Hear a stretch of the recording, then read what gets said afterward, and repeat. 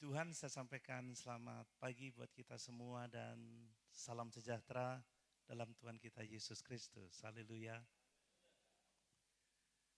Saya secara pribadi sungguh bersyukur kalau pagi ini bisa kembali bersama-sama beribadah, memuliakan Tuhan dan melayani Dia. Ya, mengingat beberapa minggu ini ada kesibukan yang sangat luar biasa. Saya bersyukur karena di tahun ini 3 anak kami lulus kuliahnya, saudara. Jadi hari Sabtu yang lalu, Joshua diwisuda. Jadi hari Rabu saya sudah mulai ke Jogja.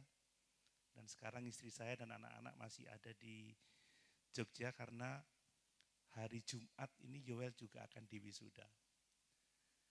Kalau Tuhan izinkan nanti bulan April, Nathan juga sudah diwisuda. Jadi saya mesti riwariwi. Besok pagi saya ada tugas untuk memimpin Mukerwil di wilayah Probolinggo. Langsung ke Batu karena ada rapat panitia pelaksana Mukernas. Juga ada rapat MD untuk beberapa masalah. Jumat ada doa puasa di Batu dan saya diminta untuk membawa 1 KKR. Rabu pagi saya harus berangkat lagi ke Jogja.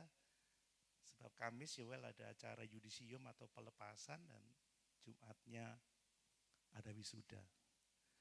Jadi saya mohon maaf, mohon dimaklumi kalau beberapa saat ini saya kurang bisa berkunjung dan lain sebagainya. Tapi doa tetap terus naik bagi kita semua. Amin. Ya, saya berterima kasih buat support jemaat yang luar biasa buat kami, keluarga hamba Tuhan. Sehingga bisa menolong mereka. Saya tidak tahu ini mau bagaimana setelah lulus ini. Tapi kerinduan kita semua buat anak-anak kita adalah tidak hanya lulus kuliah, tidak hanya mendapatkan pekerjaan yang baik, yang jauh lebih penting adalah mereka dapat menyelesaikan pertandingan iman mereka. Amin. Itu yang paling penting karena itu yang bernilai kekal Bapak Ibu ya. Yang paling penting adalah mereka dapat mencapai garis akhir dari perjalanan hidup atau lintasan hidup yang Tuhan telah tetapkan bagi mereka, juga bagi kita semua. Dan yang lebih penting adalah mereka tetap memelihara iman. Ya, karena kalau kita melihat situasi global sekarang ya mudah-mudahan ada perbaikan ke depan, tetapi kalau Tuhan menghendaki sesuatu yang berbeda, maka harta yang terbesar bagi kita adalah Yesus Kristus. Warisan terbesar yang dapat kita berikan kepada anak-anak kita adalah iman. Persekutuan dengan Tuhan melalui firman. Mari kita berusaha supaya hidup kita, anak-anak kita berhasil dalam hidup mereka, studi, karir dan lain sebagainya. Tapi lebih dari itu semua, mereka tetap setia dan terus bertumbuh di dalam Tuhan. Nah, Bapak yang dikasihi oleh Tuhan, sebagaimana minggu lalu saya sudah sampaikan, tema bulan Maret adalah bagaimana kita tetap bisa terus bertumbuh di dalam Tuhan. Sebagai orang-orang yang sudah mempersembahkan hidup kepada Allah, yang mengalami pembaharuan budi, yang menghasilkan buah roh. Ya, bulan Februari kita telah membahas lebih dalam tentang kasih. Bagaimana kasih itu bersumber dari Allah, itu kasih yang sejati. Bagaimana kasih menjadi identitas hidup kita sebagai orang-orang percaya. Bagaimana kita harus mengasihi seperti Yesus sudah mengasihi kita. Bagaimana kita harus mengampuni. Amin Bapak Ibu. Ya, pengampunan yang tidak terbatas ya, 70 kali. 7 kali mengampuni dalam sehari. Itu adalah bahasa kiasan untuk kasih yang tak terbatas. Yesus menjadi teladan kasih kita. Dia mengampuni sebelum orang lain berubah, sebelum manusia bertobat, sebelum manusia berseru kepadanya, itu pengampunan yang sejati. Dan bagaimana mengasihi dalam kebenaran. Dan minggu lalu kita telah belajar bersama-sama bagaimana kita tetap terus bertumbuh. Dan kita mulai dari berakar lagi, ya, berbuah lagi melalui surat Kolose. Kalau kita sudah percaya Yesus, kalau kita sudah memiliki persekutuan dengan Yesus, harus dilanjutkan iman itu. Tidak boleh berhenti di tengah jalan. Amin. Dan kalau kita tetap ada di dalam Yesus, mari kita berakar sungguh. Ya. Dibangun di atas Dia. Buahnya apa? Buahnya kita akan semakin teguh dalam iman kita. Semakin kuat iman kita, sekalipun dunia semakin sulit, semakin sukar, kita enggak FOMO saudara ya, seperti di daerah kita ini. Kemarin kami di Jawa Tengah, di daerah Jawa Timur bagian utara sana itu, enggak ada yang antri-antrian gitu ya, tahu maksud saya ya. Saya enggak perlu jelaskan, lancar, aman. Saya pulang full tank saudara. Seperti itu. Jadi semakin kuat dan hidup melimpah dengan syukur. Apapun yang terjadi Bapak Ibu, kalau orang imannya kuat, hidupnya dipenuhi dengan syukur. Ya, dan pagi ini saya masih akan berbicara tentang berakar, ya, tentang berbuah, tetapi saya mau lebih lagi ke dimensi yang lebih dalam Bapak Ibu ya. Yaitu bagaimana Kristus itu tinggal di dalam hati kita. Hidup bersama-sama dengan kita, hadiratnya ada dalam hidup kita, dan bagaimana kita orang-orang percaya kalau mau terus bertumbuh, terus menjadi dewasa, kita harus dipenuhi di dalam seluruh kepenuhan kealahan.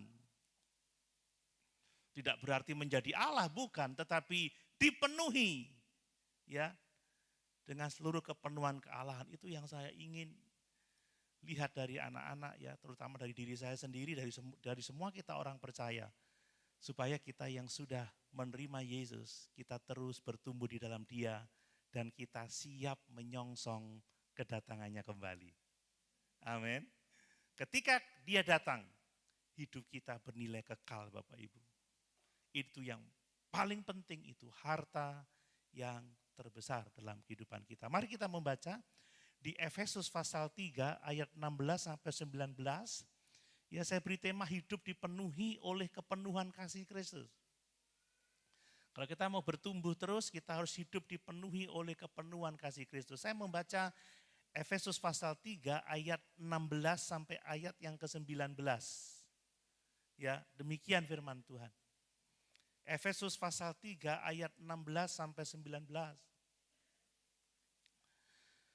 Aku berdoa, ini doa Paulus, supaya Yesus Kristus Tuhan itu menurut kekayaan kemuliaannya menguatkan dan meneguhkan kamu oleh rohnya di dalam batinmu. Sehingga oleh imanmu Kristus diam di dalam hatimu dan kamu berakar serta berdasar di dalam kasih. Aku berdoa supaya kamu bersama-sama dengan segala orang kudus dapat memahami betapa lebarnya, betapa panjangnya dan tingginya dan dalamnya kasih Kristus. Dan dapat mengenal kasih itu sekalipun ia melampaui segala pengetahuan. Aku berdoa supaya kamu dipenuhi di dalam seluruh kepenuhan Allah. Bagi Dialah yang dapat melakukan jauh lebih banyak daripada yang kita doakan atau pikirkan, seperti yang ternyata dari kuasa yang bekerja di dalam kita. Bagi Dialah kemuliaan di dalam jemaat dan di dalam Kristus Yesus turun-temurun sampai selama-lamanya. Amin. Puji Tuhan. Nah Bapak Ibu Saudara yang dikasih oleh Tuhan Yesus, surat Efesus ini adalah salah satu surat yang memuat pemahaman teologis yang sangat-sangat dalam. Efesus memuat pengenalan akan Allah, pengenalan akan karya Allah, relasi kita dengan Allah sangat-sangat luar biasa indah. Dalam sekali Bapak Ibu ya. Kalau Bapak Ibu sudah mempelajari surat Efesus ini, kita akan melihat bahwa di pasal 1 sampai pasal 3, di sana Rasul Paulus, dia menjelaskan tentang karya keselamatan kita di dalam Yesus. Bapak Ibu, sungguh indah, sungguh sangat dalam. Bapak Ibu, Yesus menyelamatkan kita itu dimulai dari pemilihan di dalam Yesus. Amin. Efesus 1, Efesus 2. Kita ini dipilih untuk diselamatkan. Tidak ada seorang pun yang pernah memilih Allah. Allah lah yang memilih kita untuk menjadi bagian dari kerajaan sorga. Amin. Ini keselamatan kita. Kemudian Allah itu menebus kita melalui pengorbanan putranya di kayu salib. Kemudian Allah menyatukan orang-orang Kristen Yahudi dan orang-orang Kristen non-Yahudi dan dia sedang membangun tubuh Kristus. Ini pemahaman teologis yang sangat dalam tentang kehidupan kita orang-orang percaya. Bahwa kalau kita selamat sepenuhnya anugerah Allah. Allah yang memilih kita, Allah yang menebus kita, Allah yang mempersatukan kita di dalam tubuh Kristus. Makanya Efesus pasal yang kedua mengatakan, karena kasih karunia kita diselamatkan oleh iman. Itu bukan usaha kita, itu bukan pekerjaan kita. Semuanya adalah pemberian Allah. Amin. Kalau kita boleh berkumpul pagi ini bersama-sama, karena Allah yang terlebih dahulu bekerja dalam kehidupan kita. Paulus mengatakan tidak ada yang benar seorang pun tidak ada yang mencari Allah. Bapak Ibu, Allah memilih saudara dan saya menyelamatkan, menyatukan kita dalam tubuh Kristus. Dan dia sekarang menyertai kita, memperlengkapi kita untuk menjadi seperti yang dikehendakinya. Nah, menjelang akhir dari pasal yang ketiga ini, menarik sekali Rasul Paulus tidak langsung menulis tentang penerapan dari pemahaman teologis di pasal 1 dan pasal yang ketiga, tetapi dia justru menaikkan doa pastoral yang sangat luar biasa indah. Dia berdoa terlebih dahulu, baru pada pasal yang keempat. Dia memberikan nasihat-nasihat. Dia memberikan penerapan-penerapan apa yang harus dilakukan oleh orang percaya. Mengapa dia berdoa terlebih dahulu Bapak Ibu? Hal ini menunjukkan bahwa kehidupan Kristen yang sejati itu tidak dimulai dari usaha kita. Kedewasaan rohani itu bukan hasil dari pekerjaan kita. Semuanya adalah pekerjaan Allah. Amin Bapak Ibu. Jadi kalau kita sekarang berlari, kita mencapai garis akhir, kalau kita memelihara iman, itu karena Allah yang terlebih dahulu memulai perjalanan iman itu dalam kehidupan kita. Makanya Paulus berkata di dalam Filipi pasal 1 ayat yang ke-6, dia yang memulai pekerjaan baik dalam hidupmu, dia yang akan meneruskannya sampai pada akhirnya. Itu bicara tentang keselamatan. Semua dimulai dari Tuhan. Amin Bapak Ibu. Jadi dari ayat ini kita melihat Allah yang memulai ya perjalanan iman kita. Yang pertama-tama, perhatikan Allah yang menguatkan manusia batiniah kita. Kita sudah baca tadi. Kemudian Yesus berkenan tinggal dalam kehidupan kita. Kita didorong untuk berakar dan dibangun di atas dasar kasih. Kita dipanggil untuk memahami betapa lebarnya, betapa panjangnya, betapa tingginya, betapa dalamnya kasih Kristus. Kita diberi kuasa untuk mengenal kasih Allah yang melampaui segala pengetahuan itu. Dan dia memenuhi kita dengan seluruh kepenuhan Allah. Ini semua pekerjaan Tuhan. Bapak Ibu, tanpa Allah kita bukan siapa-siapa. Makanya seharusnya Yesus menjadi pusat dari kehidupan kita. Hati-hati kalau ada Injil-Injil yang lain yang justru menjauhkan kita dari Yesus. Ayat ini berbicara tentang kedewasaan rohani. Kedewasaan rohani selalu dimulai dari Tuhan. Amin. Selalu dimulai dari persekutuan dengan Tuhan. Menerima berkat-berkat Tuhan, menerima pertolongan Tuhan. Dan mari lebih dalam lagi pagi hari ini saya mau menyampaikan bagaimana kedewasaan rohani itu dapat terus terjadi dalam kehidupan kita.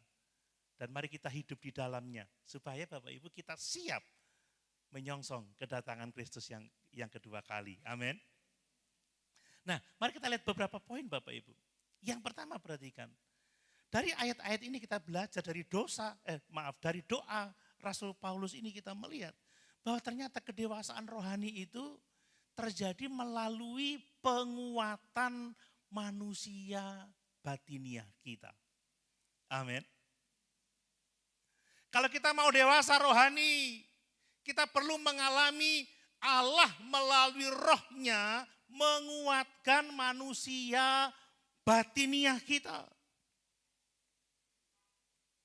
Bapak Ibu, kalau setia beribadah sekarang ini karena Tuhan menguatkan manusia batiniah Bapak Ibu Saudara. Amin.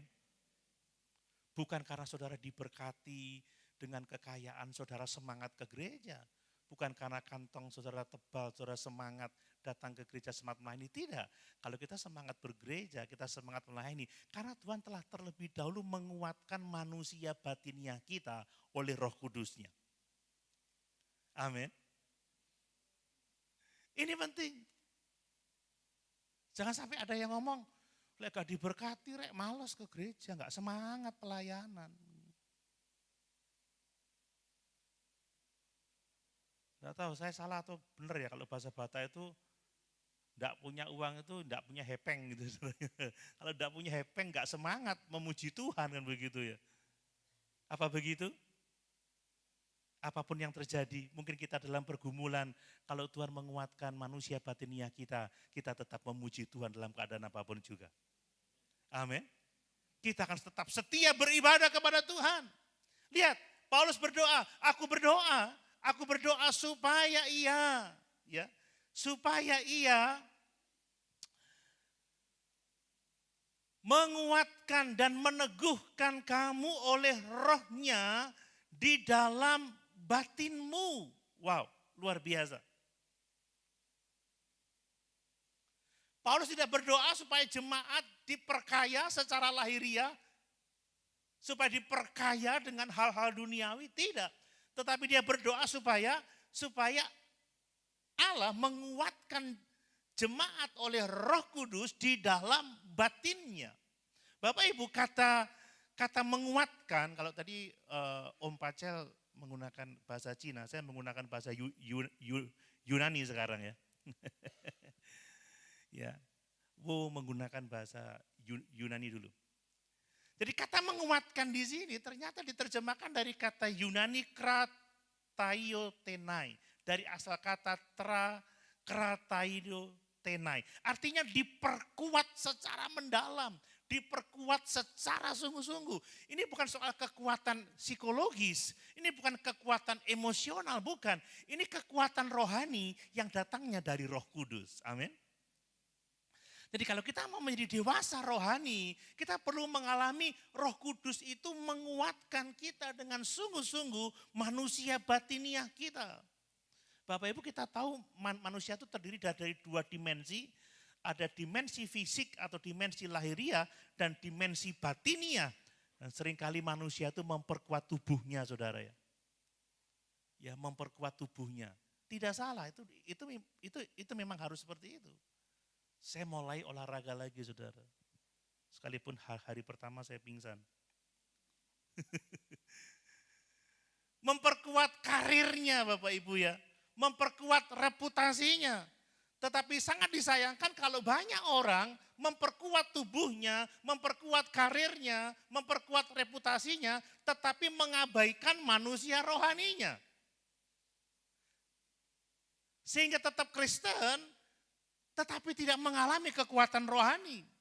Bapak Ibu, Alkitab menegaskan bahwa kekuatan sejati itu datangnya dari manusia batiniah. Itu sebabnya Rasul Paulus di dalam 2 Korintus pasal 4 ayat 16 mengatakan bahwa manusia batiniah kami diperbaharui dari hari ke hari sampai menuju kesempurnaan kita kepada Yesus Kristus. Bapak Ibu, manusia fisik kita mau tidak mau semakin hari semakin merosot. Amin. Amin. Tetapi manusia batiniah yang diperkuat terus oleh Tuhan. Tanpa Roh Kudus menguatkan manusia batiniah kita, saudara, iman kita seringkali lemah. Pelayanan kita seringkali tidak bersemangat, ya kering. Melayani tapi tidak bersemangat. Wah, tapi luar biasa tadi pemimpin pujian dan timnya luar biasa, saudara. Semangat, yakin dikuatkan oleh Roh Kudus. Amin. Ya, kehidupan Kristen itu mulai menjadi formalitas kalau hati kita tidak dikuatkan oleh Roh Kudus. Ya ke gereja sekedar ke gereja, nyanyi sekedar nyanyi, berdoa sekedar ikut merem kan begitu saudara ya.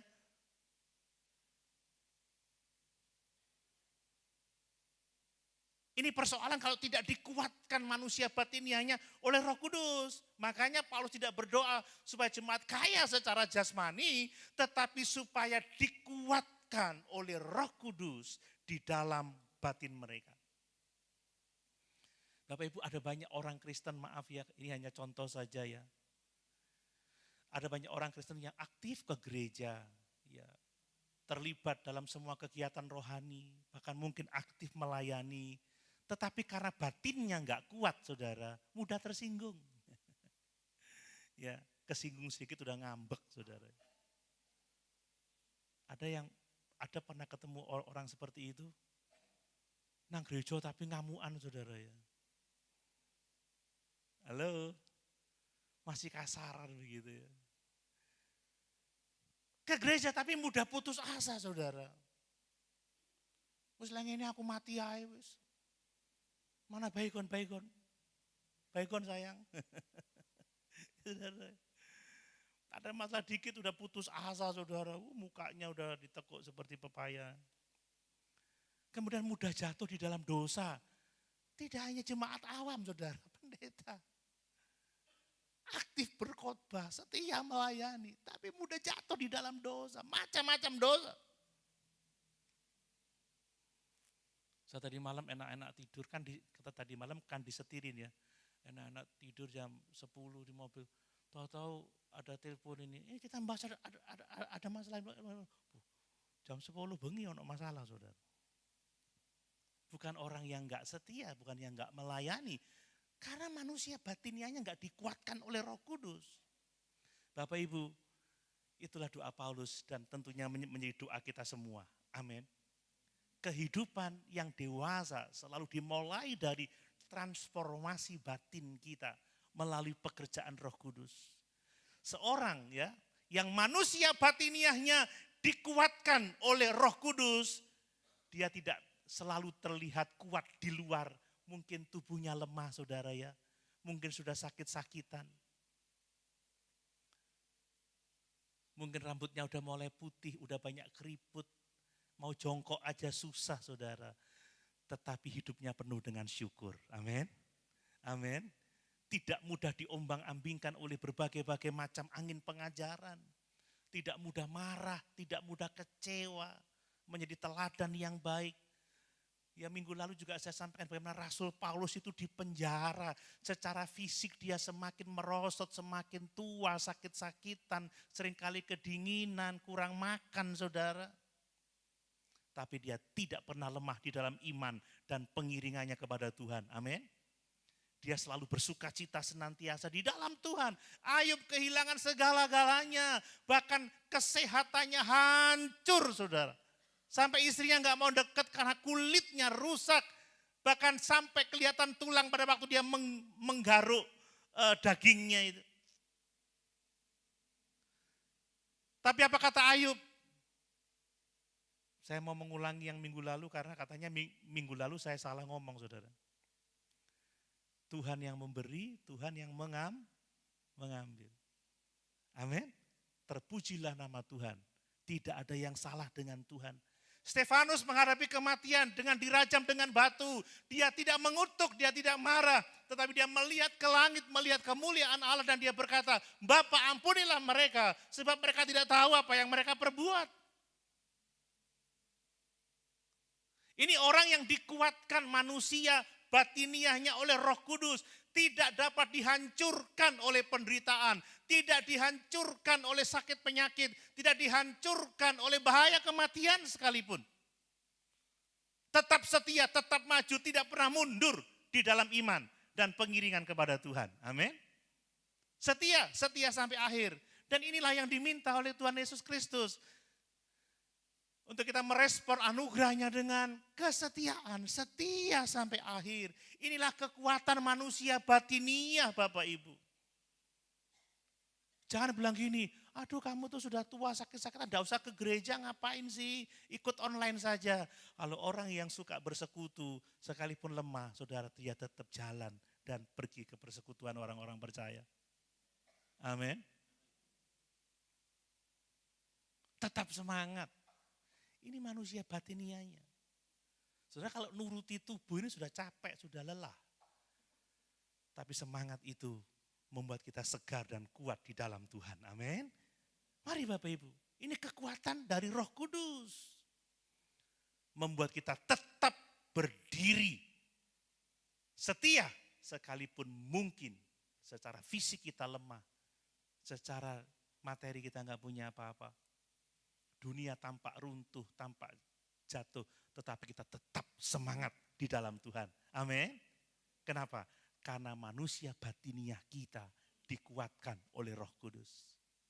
Yang kedua Bapak Ibu, melalui doa Paulus kita membaca bagaimana kedewasaan rohani itu hanya terjadi kalau Kristus itu diam di dalam hati kita.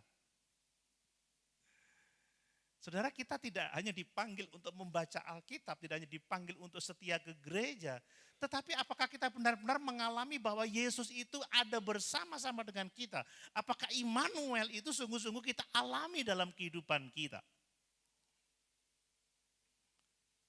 Jangan sampai seperti Matius pasal yang ke-7. Orang berpikir bahwa dirinya setia. Orang berpikir bahwa dirinya berjalan bersama-sama dengan Tuhan. Karena dia bisa melakukan mujizat, tetapi ternyata Tuhan tidak mengenal dia dan mengatakan dia sebagai pembuat kejahatan. Paulus berdoa dan mari kita berdoa bersama-sama dengan sungguh-sungguh. Supaya melalui iman kita, Yesus itu diam di dalam kehidupan kita. Dan kita ada di dalam dia. Amin. Orang yang dikuatkan oleh Roh Kudus tujuannya apa? Tujuannya supaya oleh imanmu, kata Paulus, Kristus diam di dalam hatimu. Kata diam ini berarti tinggal secara permanen. Terus menerus. Ini bukan tinggal sesaat Bapak Ibu ya. Ini bukan sekedar berkunjung lalu dia pulang dan tidak datang lagi. Bukan seperti itu.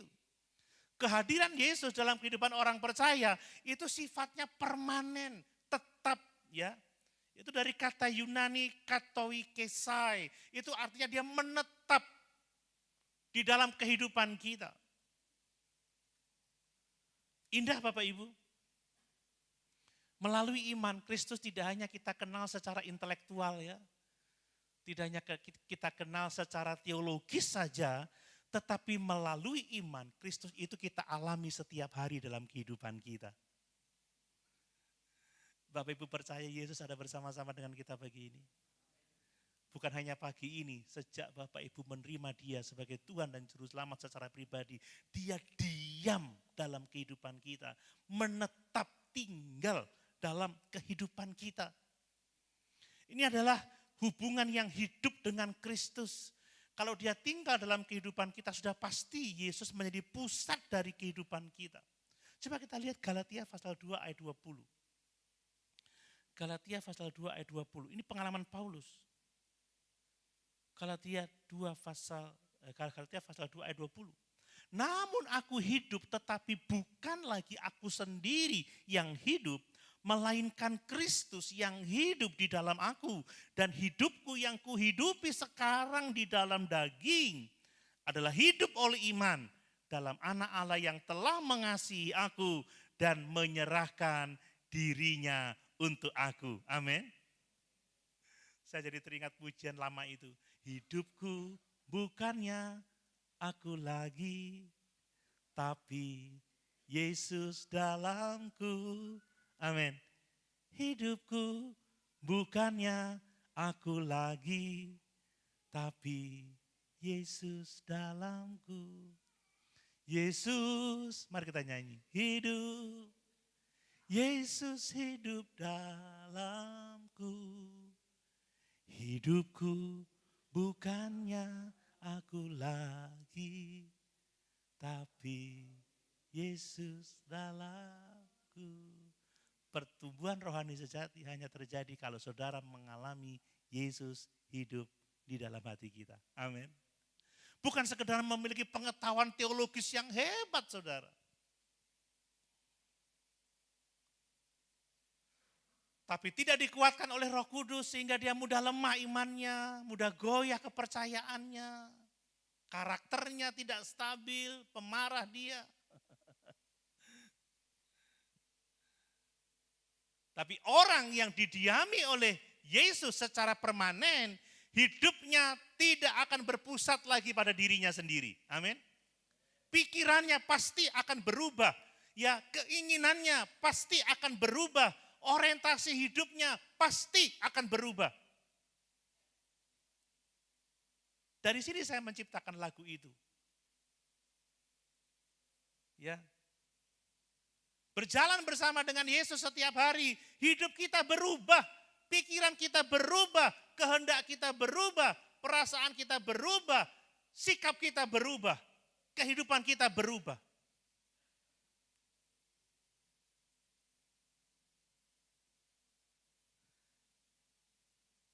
Alkitab menyatakan kepada kita jika Kristus benar-benar diam di dalam hati sekarang Bapak Ibu, hidup kita tidak mungkin lagi sama. Minggu lalu saya ingatkan tentang Sakius, dahulu dia menjadi hamba uang, tetapi sekarang dia memberikan sebagian dari hartanya untuk orang-orang miskin. Dia mengembalikan semua hutang-hutangnya yang dia dapat dari memeras orang 4 kali lipat. Paulus yang dulunya mengejar prestise, kehormatan sebagai seorang Farisi, tapi dia sekarang menyerahkan itu semua untuk mengikuti Yesus. Dia rela kehilangan segala-galanya untuk Kristus. Ini tanda bahwa Yesus benar-benar tinggal dalam diri seseorang. Bapak Ibu, Kristus tidak hanya dikenal dari apa yang kita ajarkan, tapi Kristus dikenal dari perubahan hidup kita. Bisa enggak orang melihat Yesus dalam kehidupan kita? Ini kedewasaan rohani yang sejati. Ketika Yesus benar-benar memimpin seluruh kehidupan kita, ketika kita berpikir seperti Yesus, merasa seperti Yesus, berkehendak seperti Yesus, bertindak seperti Yesus, orang bisa melihat Yesus dalam kehidupan kita. Saya menulis buku untuk menunjukkan siapa Yesus, tetapi kehidupan saya juga bisa berbicara tentang Yesus kalau saya mengalami Yesus diam dan merubah kehidupan saya. Yang ketiga Bapak Ibu, kedewasaan rohani itu ternyata dibangun melalui hidup yang berakar dan berdasar di dalam kasih. Saya tidak akan ragu-ragu ya untuk menekankan ini kembali. Saya tidak malu dikatakan kurang bahan, kan minggu lalu sudah. Tapi ini perlu berulang-ulang kita pahami Bapak Ibu ya. Buah dari orang yang didiami oleh Kristus, maka hidupnya akan berakar di dalam Kristus. Dan hidupnya akan dibangun di atas Kristus. Kita tahu Yesus adalah kasih, amin. Makanya bahasa Paulus, kamu akan berakar dan dibangun di dalam kasih. Karena Yesus adalah kasih Bapak Ibu. Akar itu metafora kehidupan, metafora pertanian. Artinya bahwa kita tidak bisa hidup tanpa Yesus. Kita harus mengakar pada Yesus. Menjadikan Yesus sebagai sumber kehidupan rohani kita. Menjadikan sumber pertolongan kita, sumber segala-galanya. Berdasar itu gambaran kita dibangun di atas dasar Kristus. Artinya Kristus atau kasih itu harus menjadi sumber kehidupan kita. Kasih harus menjadi dasar dari kehidupan kita. Kalau tidak, kita tidak akan dapat bertumbuh. Tanpa akar yang kuat, pohon akan mudah tumbang. Dan tanpa fondasi yang kuat, bangunan akan mudah roboh, saudara. Demikian juga kehidupan rohani kita. Kalau kita tidak berakar kepada Yesus, tidak dibangun di atas Kristus, kita Kristen tetapi berakar pada dunia ini, berakar kepada filsafat, berakar kepada ajaran-ajaran manusiawi, saudara. Kita Kristen tetapi mengejar popularitas, bukan mengejar persekutuan dengan Yesus.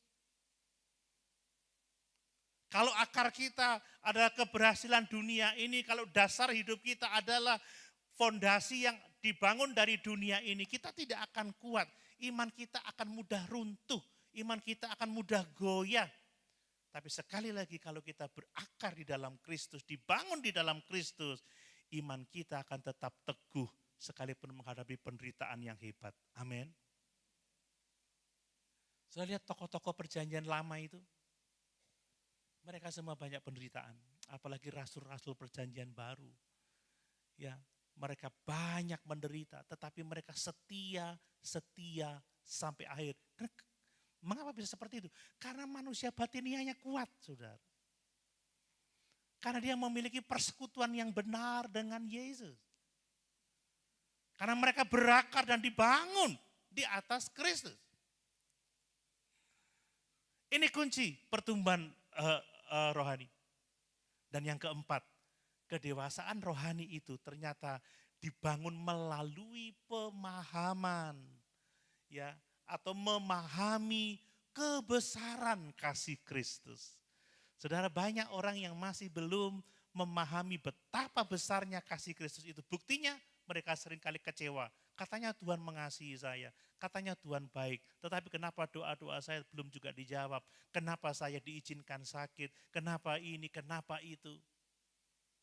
Makanya penting sekali yang namanya mengenal atau memahami kebesaran kasih Kristus dalam kehidupan kita. Paulus berdoa seperti ini, supaya kamu bersama-sama dengan orang kudus dapat memahami betapa lebarnya, betapa panjangnya, dan tingginya, dan dalamnya kasih Kristus. Bapak Ibu, kita harus terus memahami bahwa kasih Tuhan itu besar bagi kita. Rasul Paulus itu menggunakan gambaran 4 dimensi ruang, ya. Lebar, panjang, tinggi, dan dalam. Ini adalah bahasa puitis, ya. Ini menunjukkan bahwa kasih Allah itu tidak terbatas dalam kehidupan kita. Amin. Kasih Tuhan itu tidak terbatas, tidak akan pernah habis.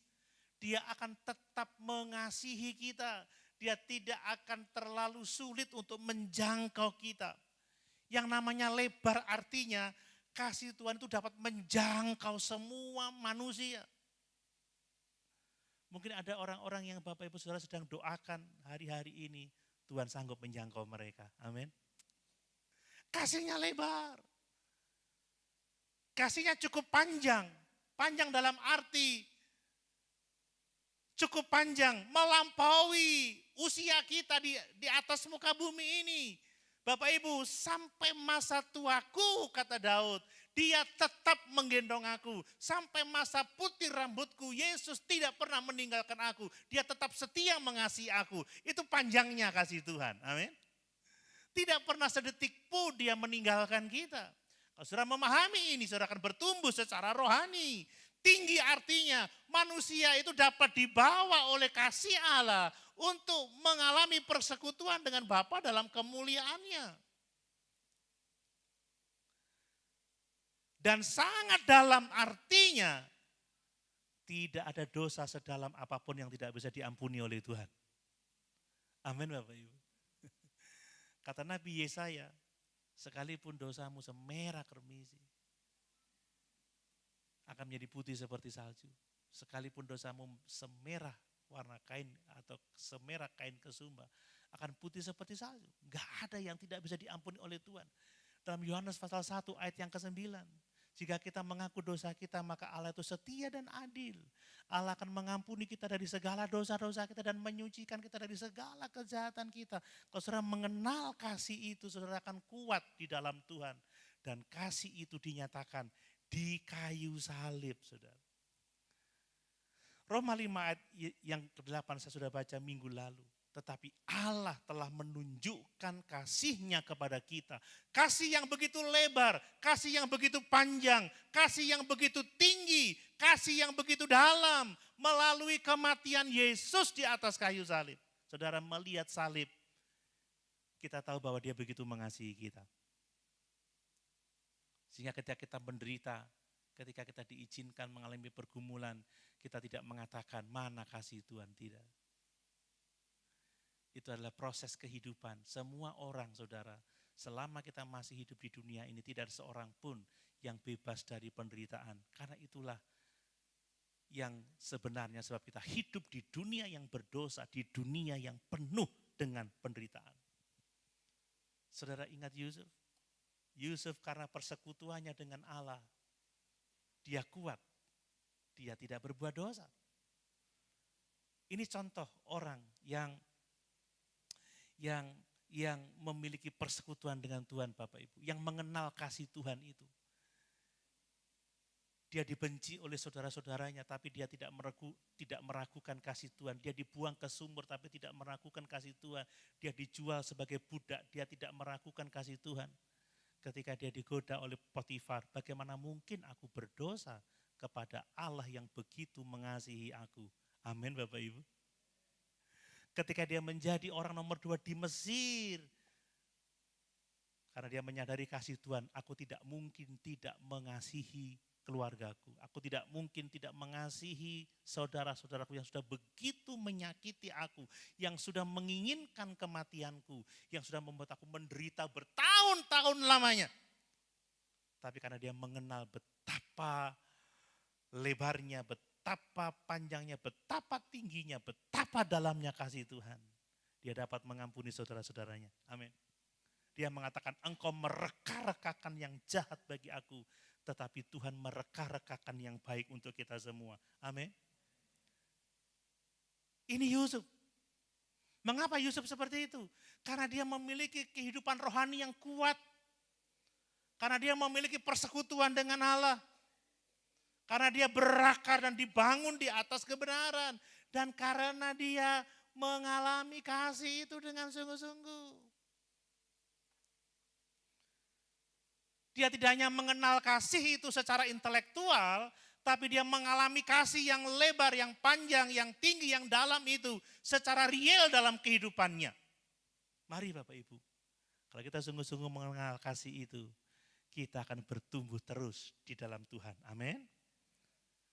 Dan yang berikutnya Bapak Ibu, yang terakhir, ternyata kedewasaan rohani itu terjadi melalui mengenal kasih yang melampaui segala akal. Amin.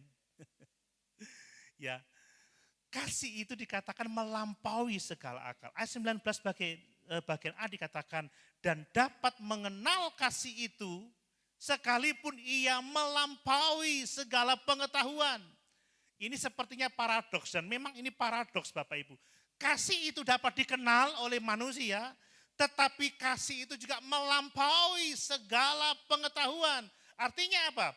Kasih tidak hanya harus dipahami secara akal, tetapi kasih itu harus dialami secara pribadi. Kasih itu harus dialami secara rohani. Melampaui segala pengetahuan artinya, sekalipun kita tidak mengetahui, tidak bisa mendefinisikan kasih Allah, tetapi kasih Allah itu melingkupi kita. Kasih Allah itu menyertai kita. Kasih Allah itu kita nikmati dalam kehidupan kita. Kadang-kadang saya tidak bisa ngerti, kok bisa begini ya? Tuhan itu bertindak sangat luar biasa. Tuhan itu mengasihi dengan sangat luar biasa.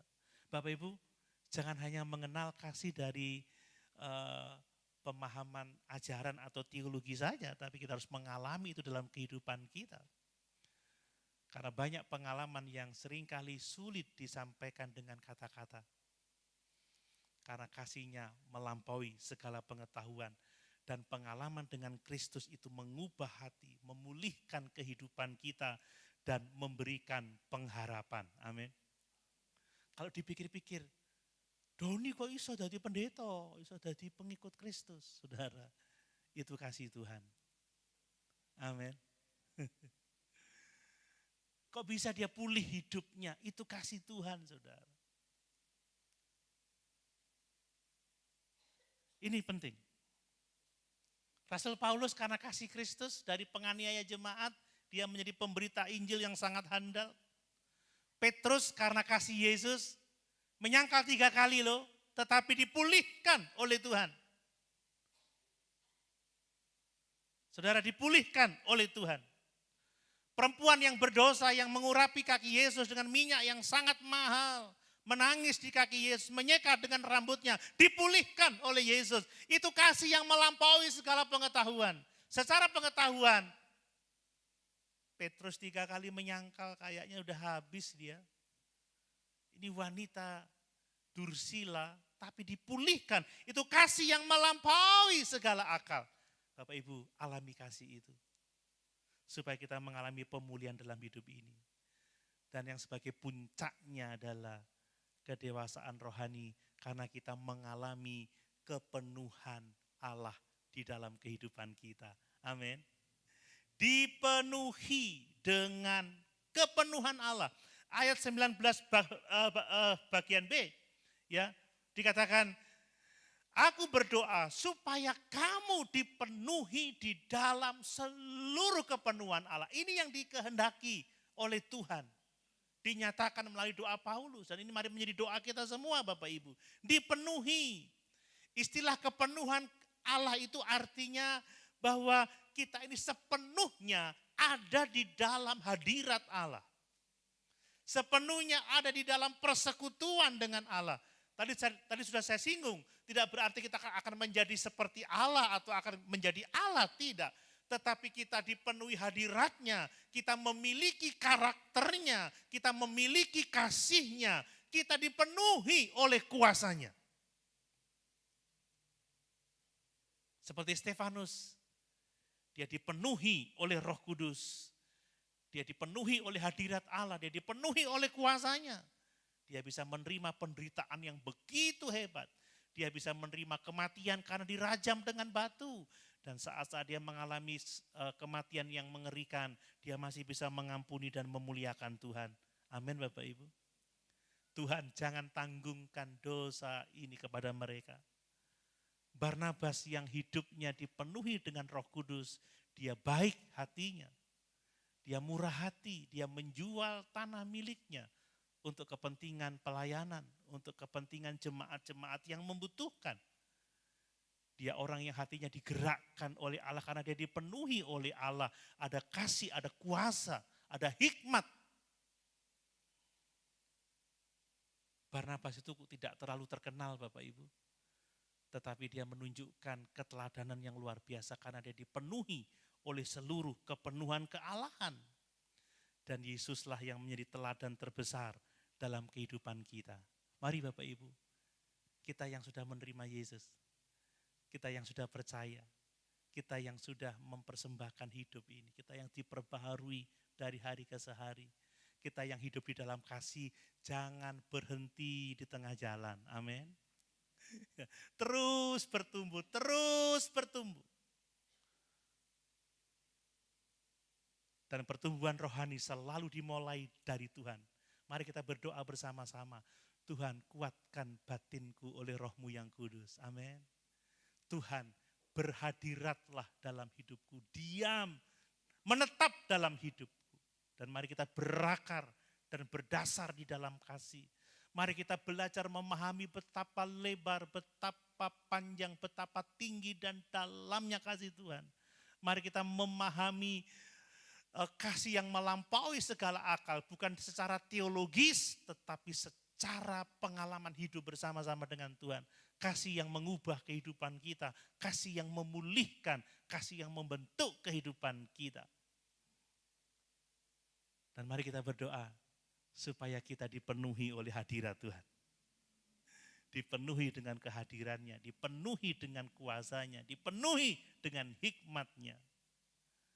Sehingga melaluinya hidup kita mencerminkan Kristus. Dan secara setia kita terus bertumbuh, terus bertumbuh, terus bertumbuh. Dan siap menyongsong kedatangan Tuhan kembali. Mari sama-sama kita berdiri.